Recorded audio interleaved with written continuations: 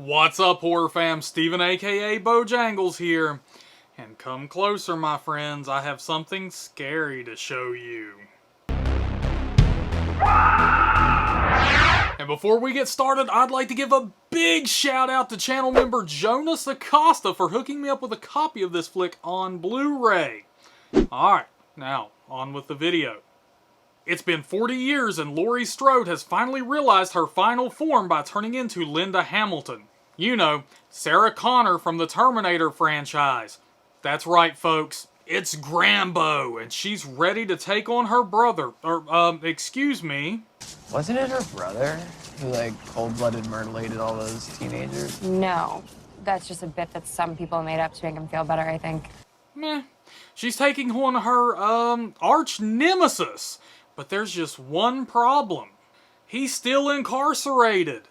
Well, you know, until they decide to unwittingly transfer him to another facility for the 30th time in the franchise, and we all know where this is going. So, get ready, horror fam, because we're going to go back and take a look at Halloween 2018 and go over 10 things you didn't know. Number 1, Jamie Lee Curtis said yes by page 4. After Halloween Resurrection, everyone, including Jamie Lee Curtis herself, I'm sure, likely thought that she was finished with the franchise. Well, Halloween Resurrection was a joke. However, she admits that once she received the script, she pretty much knew from the beginning that she was ready to come back to Haddonfield. He sent me the script, I read it, and said yes within an hour of reading it. It sounds like she was most excited about the fact that the film deals with trauma and picks up generations after the original. You know, generational trauma is real. I'm in Europe. Europe has gone through tremendous traumas, and we know that through the generations, it carries. It doesn't stop necessarily with the generation that was perpetrated against the trauma. It actually carries on to children, grandchildren, great-grandchildren. So that was David and Danny's genius, was saying, here's how we're going to tell the story 40 years later. Number 2, no Carpenter, no Blum. Jason Blum of Blumhouse Productions felt like it was time to reinvent Halloween. So he talked with the right holders to see if he could get the go-ahead. But he had one demand.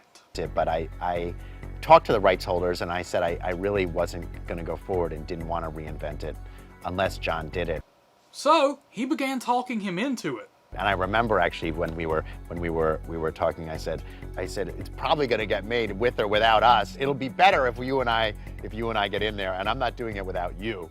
Which really struck a chord with Carpenter. Jason is a really famous and powerful horror producer in Hollywood. And he's produced a lot of really great movies. And he came to me and said, hey, let's make a really good Halloween. Let's make a great one. And would you come on aboard? And you can't say no to that. That is exactly right. It's not about money, it's not about anything. It's about let's make a great movie. So I was impressed with that. And the rest is history. And so that was kind of how it started. Number 3, Crybaby. Remember that moment when you think Myers may kill an infant? Originally, a child wasn't going to be involved, but director David Gordon Green decided to make things more interesting. Quote, at the last minute, we're like, there's this boring gap here, so it was going to be her husband asleep on the sofa. But it was like, who gives a shit about her husband sleeping on the sofa? Whatever. But a baby crying? There's an ethical choice here. End quote. Fair enough, but what's more surprising is who performed the baby crying sounds. Quote, the sound of the baby crying? Jamie Lee. When we got really close, we used a real baby cry. But as we're coming around, you can hear the baby cry softly in the background. That's her. End quote. Let's check out those vocal skills in action.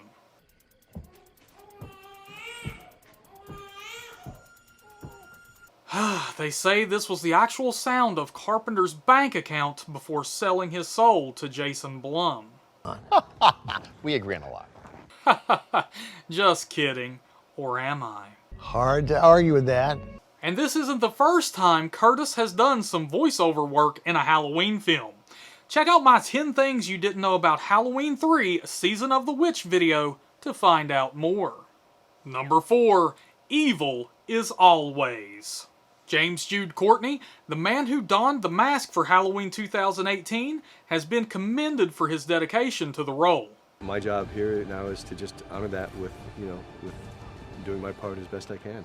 He was so into the role, in fact, that he decided to live in the darkness that is Michael Myers. James Jude Courtney, who's brilliant and is so laser focused. In between takes, he would keep the mask on, like when they do like changes and setups. Yeah. So he would literally be like lurking in the shadows.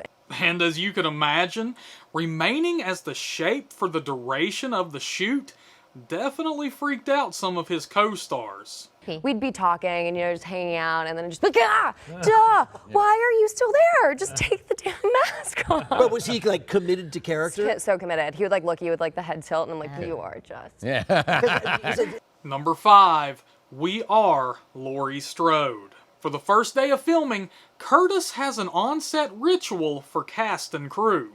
And on the first day of shooting, I always insist that the crew wear name tags. Now, you're probably wondering where I'm going with this, but you have to trust me that both cast and crew had something very heartwarming, something heartfelt planned for Curtis on the last day of filming, especially knowing how she feels about trauma. And as I was walking to the set, I looked up, and there's a little truck surrounded by 100 people, and every member of the crew had a name tag on that said, "We are Laurie Strode."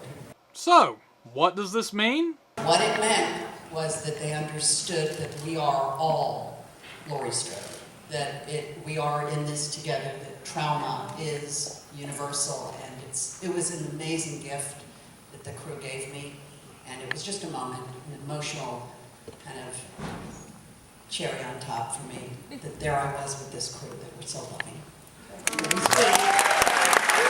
Told you it was touching. Number 6, kill your creation. I think as Halloween fans, most of us know that John Carpenter has hated the twist that Laurie Strode and Michael Myers are siblings for a very long time. So much so that early buzz for Halloween 2018 played up the fact that they were going to undo the siblings' twist. That's just a bit that some people made up to make them feel better, I think. However, the person who originally wrote the siblings' plot twist was Carpenter himself. Well, back to work. Now, let me ask you, horror fam, do you think they should have just left the whole siblings plot twist in there, or do you agree with the undoing of that? Let me know by leaving a comment below. Number 7, Hoarder Strode. Originally in the script, Laurie Strode was going to be an unorganized person with dishes piled up in the sink. When I first read the script, they had it that she had a very messy house. Like her dishes were piled, like the way you guys kind of think of women who don't do their dishes. Like the sink is piled high with dishes. Curtis argued that Laurie Strode would be exactly the opposite. She believed Strode would be well prepared, ready for battle at the drop of a hat. I said to them, her house isn't a nice house, but she's a prepared person. There are no dishes in the sink. There's a knife by her bed, there's a gun under her pillow, there's a gun right next to her. She knows she could, in the dead of night, arm herself and protect herself. There's no trash on the floor. Like, she is ready for him. Curtis was so passionate about this that they ended up changing the script to suit her beliefs. So I said I disagree with that choice. Number 8, Just the Two of Us. So, do you remember the song that played in the truck with the father and son? Since the antenna was been at the car wash. Why do we have to come out again? Does it sound familiar? Just a little bit? Here, take one more listen. Do you know where it's from yet?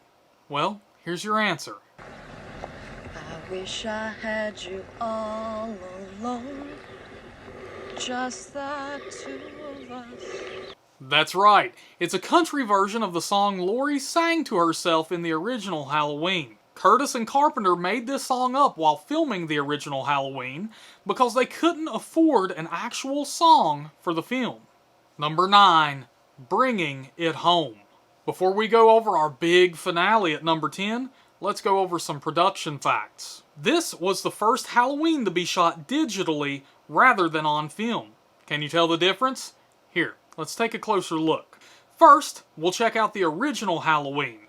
Now, let's look at Halloween 2018. Just kidding. Or am I? The original idea was to make 2 films back to back, but they decided to chill out and learn from the experience. There was a point where we were talking about doing 2 at one time and thinking, wouldn't this be ambitious? And then, yeah, we got a little scared trying to get it, didn't want to get ahead of ourselves. What was the hardest thing about making Halloween, according to David Gordon Green? It's really difficult when you're racing against the clock and you're trying to save every dollar because you want to put every dollar on the screen. Sure. To keep in mind the fact that it needs to be done professionally and safely. So, you're left with a hard choice. What do you compromise? Time, quality, safety? Right. One thing Green wasn't willing to compromise was time. The first cut of the film was 2 hours and 15 minutes long, so they ended up leaving nearly a quarter of the movie on the cutting room floor. But why? Our audiences are smart, and a slasher film audience knows what they're going to see a movie for. Do you really need to give a ton of backstory, or can we cut to the chase and get to what's scary, get to what's fun, and get to what makes this franchise unique? Number 10, it was a knife fight. Originally, there was a different ending attached to the film, and the footage still exists.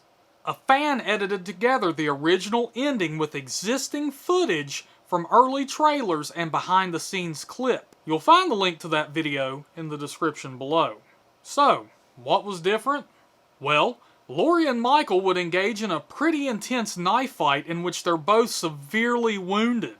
As a matter of fact, Michael twists his knife after stabbing her and the film ends, heavily implying that both Michael and Laurie are dead. And why was this ending changed? Well, it apparently didn't sit well with test audiences, so the ending was reshot. Producer Ryan Turek went on to explain why they went with the ending that ultimately made it into the film. Quote, "I think we went with the ending that fulfilled the promise of you're going to see 3 generations of Strodes versus Michael Myers. That's what I'll say.